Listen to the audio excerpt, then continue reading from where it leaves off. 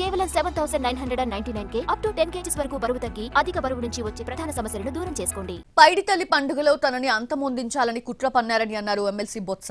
ఆయనకు ప్రాణహాని ఉంటే జగన్ వల్లే ఉంటాలంటూ కౌంటర్ ఇచ్చారు టీడీపీ అధ్యక్షుడు పల్లా శ్రీనివాస్. మండలిలో బొత్స పనితీరు బాగుందని, అలా ఉండటం జగన్ కి నచ్చదన్నారు. బాబాయ్లానే బొత్సకు కూడా జరగచ్చేమో అన్నారు పల్లా.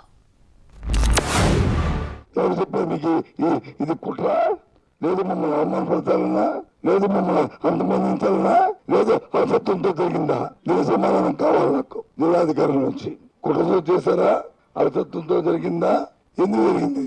ఆయనకి ప్రాణహాని తలపెడతారేమన్నా ఒక ఆలోచన మాకు వచ్చింది. కనుకనే ఆయనకి మేము తెలియజేసేది, ఇటు ప్రభుత్వం నుంచి కానీ మా పార్టీ కూటమి పార్టీల నుంచి కానీ ఎటువంటి హాని ఉండదు.